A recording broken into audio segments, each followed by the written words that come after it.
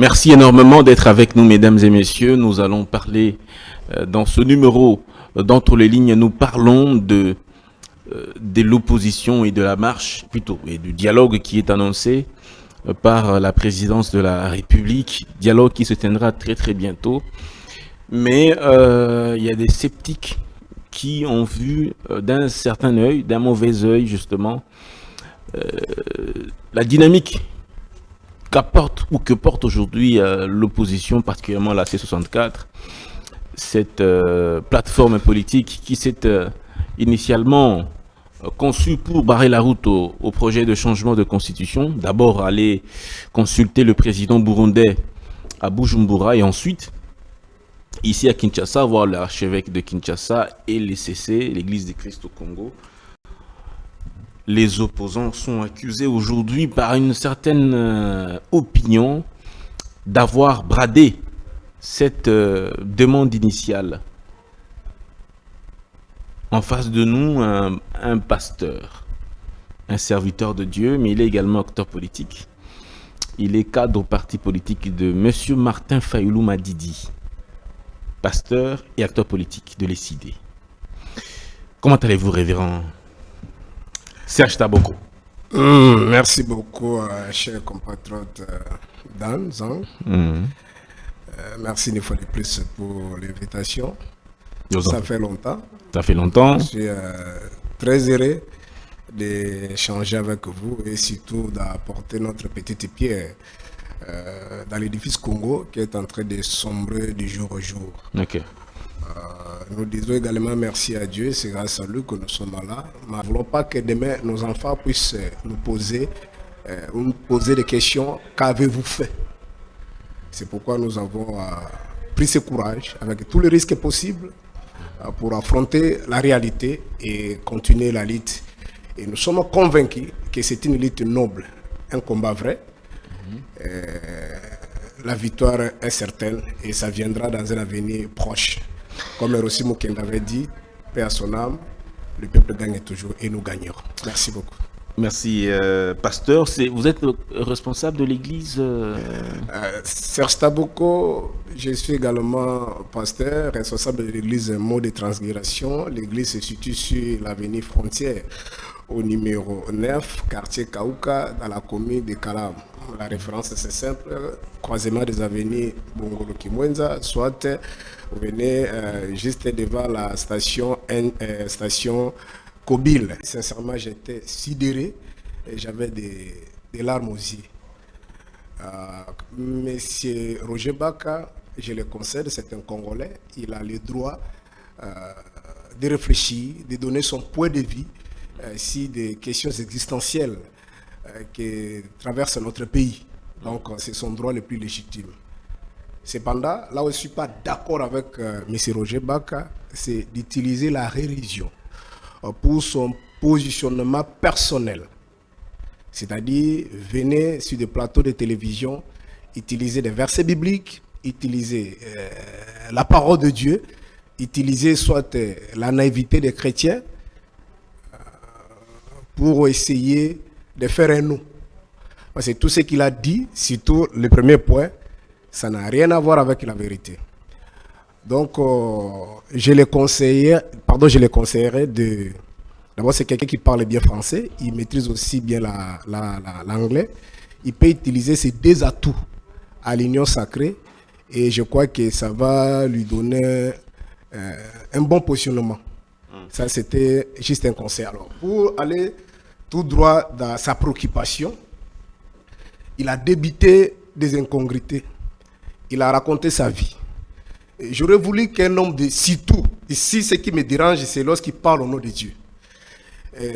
Cher Dan et ceux qui nous suivent, je sais que vous êtes un chrétien pratiquant, que ce soit dans les sacerdoces lévitiques, c'est-à-dire l'Ancien Testament, et dans les sacerdoces royales, c'est-à-dire les sacerdoces, le Nouveau Testament en d'autres termes, ou soit les sacerdoces spirituels, il n'y a jamais eu de prophète qui parlait au conditionnel.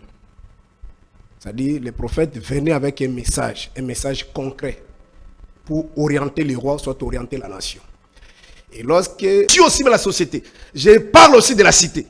Voilà un peu la différence pour moi. Mais il y a la cacophonie dans le monde chrétien. Il y a des pasteurs qui pensent que si vous priez, vous aurez la sécurité, vous serez protégé, vous aurez la paix, vous allez voyager. Non, moi je ne vois pas les choses de cette façon. Jésus dans Matthieu chapitre 22, il dit à César ce qui est à César, à Dieu ce qui est à Dieu. C'est-à-dire il demande à Pierre d'aller payer, c'est-à-dire pêcher les poissons, chercher la monnaie, payer l'impôt. En d'autres termes, il faut régler la situation de César, c'est-à-dire l'organisation de la cité. Jésus n'a pas interdit à ses disciples de ne pas payer l'impôt. C'est-à-dire il faut s'occuper de la cité. En même temps, il faut aussi voir du côté spirituel, c'est-à-dire donner à Dieu, c'est-à-dire la transformation des âmes. Ça, c'était vraiment une parenthèse que j'ai voulu, j'ai ouvert et j'ai ferme. Alors, je rentre aux propos maladroits, aux propos désobligeants. Il a juste choisi ton émission pour venir jeter de l'opprobre sur, je peux dire, un groupe de compatriotes qui ont... je peux dire aujourd'hui, l'opinion syrique qui sont crédibles, notamment le président Martin Fayulu. Je rappelle à M. Roger Baka, avant d'aller dans les fonds, le président Martin Fayulu a commencé cette lutte depuis les années 80, c'est-à-dire 85. Et il n'était pas seul. Il était avec Christophe Lutundula, il est là vivant, Fidel Babala et les autres. Ils ont créé les structures. À l'époque, là, c'était une structure de la société civile. Martin Fayulu, pour ne pas m'attarder là-dessus, Martin Fayulu a participé à la conférence nationale souveraine. Ça ne dédonne pas de... Je vous en prie. Oui. C'est-à-dire, je présente l'homme. Okay. Parce que tout ce qu'il a dit, là, il a raconté sa vie, il n'y a aucune preuve, aucun document attestant tout ce qu'il a dit. Il y a des sources sur place. Mais les sources venaient présenter des sources. Martin Fayulu, Fumutoto. Et c'était ce jour-là que j'étais si pris. Il y a une communicatrice de l'Union Sacrée qui s'appelle Jetou, je crois, Bopil, si ma mémoire ne me trahit pas. Oui. C'est elle qui a cité le nom des communicateurs qui ont travaillé et qui continuent à travailler pour Félix Tshisekedi sans bénéficier de postes. Et j'étais si pris dans la liste des communicateurs qui se battent pour Félix Tshisekedi. Ça a été récompensé, le nom de Baka aussi était là. Roger Baka. Serge Taboko, c'est un homme de Dieu. Je suis devant la caméra, je suis à la télévision. La communication s'appelle comment? Jetou? Je crois que c'est Jetou Bopil. Jetou Bopil. Donc, les vidéos, cherchez ça dans les réseaux sociaux. Ils ont cité Menza, beaucoup de communicateurs que vous connaissez, qui moulent les maillots, mais qui ne sont pas... Et je vous...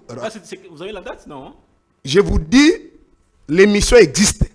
Et je rappelle à ceux que nous suivons ici que M. Roger Baka a été interpellé même à la CESAC. Je crois que c'est ça que si maman sous la mort du président. Sous la mort, il a été même interpellé. Il dit ceci. Oui. À l'OIA sera entouré au mois de décembre 2025. Et il a conseillé à un certain nombre de collaborateurs du chef de l'État qui, devant votre confrère, il a dit, j'étais le nom, de dire au chef de l'État de changer même son domicile. C'est-à-dire ne pas dormir dans sa maison, parce qu'il voit un danger. Baka a prophétisé si la grande épidémie qui va se battre à Kinshasa. C'est toujours chez, je cite même la source, l'émission Patrick Local. La même émission ou bien une autre émission? Ça, c'est notre émission. Il fait beaucoup d'émissions là-bas. Une épidémie qui va s'abattre sur Kinshasa. À Kinshasa. Ça, c'était quand? Toujours en 2025. Ok. Il a dit, il avait effectué un voyage, je crois, aux États-Unis de son retour comme ça, que Dieu l'a montré de l'histoire, tout ça. Et il dit, le sang va couler dans la capitale, ici à Kinshasa, dans la ville province de Kinshasa. Une rébellion qui va commencer via l'Angola. C'est-à-dire ça va commencer à partir de l'Angola. Pour agresser Kinshasa. Il a parlé également de la modification de la Constitution. Selon lui, c'était une révélation, un message divin. Mais Dieu lui a révélé que la Constitution sera changée. Et je le défie, cher Dan, si vous avez une émission, même une vidéo d'une seconde, où M. Roger Baka, qui est respectueux des textes, il dit non, je vais voir les miens, parce que je ne suis pas seul. Et il a allé voir les autres, ils ont dit bon, si c'est une invitation, étant donné que c'est un président de l'Union africaine, pourquoi pas aller? Mais pourquoi avoir changé le fusil d'épaule? Parce qu'au départ, la création de la... Vidons d'abord avant, ça c'est une autre question. Donc, quelqu'un qui vous invite, et lorsqu'ils arrivent là, au Bujumbura, mais c'était devant tout le monde. Et la C64 n'était pas, soit ces leaders n'étaient pas invités seuls. Il y avait aussi M. Zibamba, je ne sais pas, peut-être c'est les Zibamba qui ont donné ces informations. Il y avait aussi le cardinal. Monsieur Zibamba Pia. Okay. Il y avait aussi le cardinal Ambongo, Fidolé Ambongo. Il y avait aussi le révérend Bukundoa. Donc, on a corrompu seulement la C64. Il m'a dit, il faut rappeler à ce que nous sommes, c'est que le Burundi, soit Ndaïchime, est impliqué directement et indirectement dans ce qui se passe dans notre pays. Lorsque nous discutons avec vous ici, il y a un grand nombre de compatriotes congolais qui se retrouvent de l'autre, c'est-à-dire dans son pays, comme des réfugiés. C'est-à-dire, directement, il est touché à ce qui se passe au Congo. Indirectement, bon, ça c'est indirectement. Directement, les troupes burundaises sont en coalition avec les troupes congolaises pour faire face à l'agression rwandaise. En d'autres termes, si le Congo, ou soit si le gouvernement, l'armée congolaise échoue comme c'était en 1996, Kagame Museveni arrive à récupérer le Congo, tenez que Ndaïchim ne sera pas épargné. Est-ce que vous imaginez tout ça? C'est pourquoi, c'est la raison pour laquelle Ndaïchim s'est donné corps et âme dans cette histoire. Même l'autre communicateur non sacré qui vient ici avec des éléments concrets. Parler de Félix, parler de Kabou, parler de tout ce monde. Vous ne l'avez pas suivi dans l'espèce de votre confrère Chani Boujekera. Qu'est-ce qu'il a rappelé à Peter Kazadi, qui est devenu millionnaire aujourd'hui? Je t'ai donné l'argent pour aller créer et fabriquer des tracts, non? Des biscuits. C'est ça, des tracts. Il a nié. Fayulu a gagné sa vie, monsieur. Il y a un autre point, il a dit que ces gens-là, c'est tout ce qui m'a beaucoup touché lorsqu'il dit que ses opposants travaillent pour les intérêts et ils invitent les enfants d'autrui, ils exposent leur vie. Exposent leur vie. Je rappelle à ceux qui nous suivent, c'est Baka, c'est un incrédule, que le jour-là, le 12, dans notre sitting, le président Délice Sanga était accompagné par ses deux enfants, un garçon et une fille. Le 12. Ouais. Donc lorsqu'il dit que ces gens-là ont caché les enfants en Europe, il raconte sa vie. Deuxièmement, il veut diaboliser l'opposition. Je ne sais pas si réellement c'est un intellectuel et qu'il a quand même une analyse globale des institutions de notre pays, comment ça fonctionne. Je rappelle à M. Roger Baka, c'est qu'à la République démocratique du Congo, l'opposition est réglementée, c'est constitutionnel. C'est l'article 8 de la Constitution. En dehors de l'article 8 de la Constitution qui reconnaît l'opposition à la République démocratique du Congo, il y a aussi une loi organique, la loi portant statut de l'opposition. C'est la loi numéro 07/008 du 4 décembre 2007 portant statut de l'opposition politique. Et dans cette loi, je la renvoie dans l'article 16 de la loi organique portant statut de l'opposition, juste le point 4. Cette disposition dit ceci. L'opposition.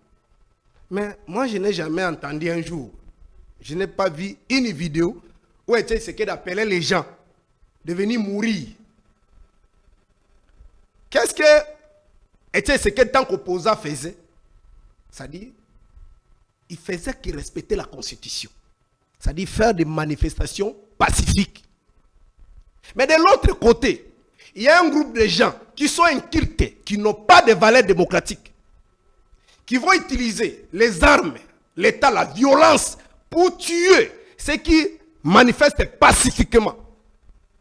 À notre époque, aujourd'hui, conformément à à la Constitution de 18 février 2006, l'article 26 nous donne le droit de manifester. Monsieur Baka, où est-ce que l'opposition a péché. Mais les morts, qui est responsable? Mais je vais te dire ici. Vraiment, être du bon côté de l'histoire. Soit on est corrompu, soit on n'est pas serviteur de Dieu. Est-ce que même dans la Bible, restons même ici sur le terrain biblique. Mais je peux rappeler à ceux qui nous suivent, c'est que beaucoup de miracles que Christ a fait, ce n'était pas par son propre gré, c'était la pression populaire. Un jour, Pierre dit, mais apparemment ces gens ici ont fait. Ah, Jésus crée les miracles. C'est ça l'opinion. C'est ça la pression. Ça dit l'opinion a demandé. Dans le désert, Nombre chapitre 21, le peuple a demandé à manger à Moïse. Comme il n'y avait pas à manger, le peuple a commencé à se soulever. C'est s'il y avait à manger, le peuple n'allait pas se soulever. C'est ça l'opinion. C'est ça la pression populaire. C'est pas la démocratie, c'est encadré. Si vous voulez manifester, écrivez à l'autorité compétente. Et celle-ci, ou soit cette dernière, va prendre les dispositions pour l'encadrer. Les vraies demandes, la vraie motivation de ce 64, parce que ceci va certainement... C'est pour vous dire que Roger Baka, c'est un militant de l'Union sacrée. Parce que si réellement il était un homme politique, soit un homme de Dieu, comme il a tenté, essayé d'arranger à la fin de son émission que l'homme de l'église doit rester au milieu, doit rester neutre. Malheureusement, il n'est pas neutre. Il y a encore quelque chose comme ça qu'il a tenté de salir. Il dit, Chol et les autres soutiennent, les rebelles soutiennent Nanga. Vous êtes un intellectuel. Vous êtes un intellectuel, M. Dan. Est-ce que vous imaginez un peu les portées ou les contenus du mot soutenir les rebelles? Soutenir quelqu'un, en d'autres termes, partager ses idéaux. Alors, donc, selon Roger Bach, allez voir les pères des églises, conformément à Matthieu chapitre 5, partant du verset 22. La Bible nous demande de prier pour nos ennemis, de bénir ceux qui nous maudissent. C'est-à-dire d'aller chercher les enfants égarés pour les ramener à la raison. Là, selon sa compréhension. Ça, c'est la lecture de l'union sacrée. Parce que la démarche de notre compatriote fait Tshisekedi, c'est quoi? Tout le monde sait qu'il lit des Perses depuis sa création jusqu'à la disposition de Papa Tshisekedi. Les créneaux, c'était le dialogue. Tout ce que nous avons eu au Congo comme dialogue, mais c'est la matrice de l'IDPS. Comment quelqu'un de l'IDPS peut refuser le dialogue? Pourquoi aujourd'hui il refuse le dialogue? C'est parce que notre compatriote Tshisekedi, il a un agenda personnel. Son agenda, c'est quoi? D'aller au-delà de 2028. Oh, si se laisse aller dans le schéma de père spirituel, il risquerait ou soit il risque d'être bloqué en 2028. C'est comme ça dans sa stratégie. Il faut organiser les dialogues soit en 2027 parce qu'il va mettre en difficulté les médiateurs. Il va mettre les médiateurs en difficulté étant donné que nous serons bités par le calendrier. On va dire, bon, comme Kabila avait dit en 2016, moi, il est seul Congolais. Si vous avez encore l'exemple de notre Congolais qu'on a tendu la main officiellement, qu'il a refusé, vous pouvez peut-être me faire part. Donc, pour dire que si c'était pour les postes, nous, on ne serait pas là. Donc, M. Roger Baka, il a raconté sa vie. Est-ce que vous êtes prêt pour un débat? D'abord, j'ai dit, il ne va pas accepter. Que ce soit un débat religieux ou un débat politique. On va lui proposer, on verra si... Il n'y a pas de problème. Il n'y a pas de problème. Et comme ça, vous allez amener les preuves. Lui aussi va amener... Qui vient avec les preuves? D'abord, s'il amène des preuves que Fallon était corrompu, moi, je vais demander pardon devant la caméra. Sûr et certain. Sûr et certain. Je l'ai dit à la télévision. Mais je sais qu'il ment, c'est un menteur, c'est quelqu'un qu'on manipule. Et il a... C'est son droit le plus légitime de critiquer. Je lui interdis pas de critiquer Fayoulou, c'est normal. Mais je lui interdis de venir dire de coliber, surtout en utilisant la religion pour son positionnement. C'est-à-dire c'est un bien qui appartient à tout le monde. Même là où nous avons importé le christianisme, ils sont dans un système qu'on appelle le régime parlementaire. Ils ont un président qui a un mandat de 7 ans renouvelable, Isaac. Aucun prophète ne viendra là-bas pour dire qu'à la fin du mandat d'Isaac, c'est Dieu qui l'a mis là-bas. C'est n'importe quoi. En démocratie, pour avoir une parcelle de pouvoir, c'est la méritocratie et la compétitivité, c'est le peuple qui donne. Et le mandat de démocratie est lié dans le temps et dans l'espace. Comme dans l'état passé, c'est le souverain qui détenait le monopole de la gouvernance ou soit de l'orientation du peuple. Cependant, la démocratie, c'est le peuple, c'est lui le souverain. Pour le cas de notre pays, c'est l'article 5 de la Constitution. Et lorsque l'apôtre Paul vous dit, car toutes les autorités qui existent ont été institués par Dieu. Donc vous êtes un intellectuel et te regarde en face. Les autorités qui sont là ont été instituées par Dieu. Les autorités entre guillemets, parce que c'est un terme qu'on utilise souvent dans l'administration. En politique, ceux qui sont là, ce sont des esclaves. Félix Azamouana Moussala a autorité à peuple. C'est sur le plan administratif, Azali autorité, Yabawa Kamba. Donc, en démocratie, c'est le peuple qui est le souverain. C'est lui qui a le dernier mot. Donc, lorsque l'apôtre Paul parlait dans Romains chapitre 13, il faisait allusion des autorités spirituelles. C'est pourquoi dans Ephésiens chapitre 6, partant du verset 12, il dit ceci. Nous ne luttons pas contre la chair et le sang, mais contre les dominations des autorités qui sont assises ou qui se retrouvent dans les essais. Il parle des choses spirituelles. Les autorités temporelles, pour avoir une parcelle de pouvoir, que ce soit chef de riz, que ce soit chef du quartier, que ce soit gouverneur, il faut avoir la compétence, la capacité. Ça n'a rien à voir avec la parole de Dieu. Même en Israël, on a importé le christianisme. Ceux qui sont là ne sont pas envoyés par Dieu. Ils sont là parce que les Juifs et les Hébreux les ont choisis. Il ne faut pas venir mentir. S'ils veulent, pardon, vous voulez un débat contradictoire, je suis disponible et vous déballez avec la parole de Dieu. Qui vous parle d'abord de ses prophéties, tout ce qu'il a prophétisé, ce qui a été accompli. D'accord, pas de souci. Merci beaucoup, pasteur Serge Taboko, représentant légal de l'église Foi. L'église est mot de transfiguration. L'église se situe sur frontière numéro 9, quartier Kaouka, quartier Kaouka, commune de Kalamu, référence croisement des avenues Bongolo Kimwenza. Nous vous invitons, je vous en prie, nous vous invitons, c'est 9 août 2026 à partir de 8h à 12, on va parler sur la création du monde. Merci beaucoup, cher Dan. Merci beaucoup. Allez, on va se quitter par ce message d'invitation. Allez, on va directement vous laisser l'antenne. Merci à vous tous qui nous avez suivis. Allez, le débat continue. C'est ça la démocratie. Allez, portez-vous bien. Au revoir.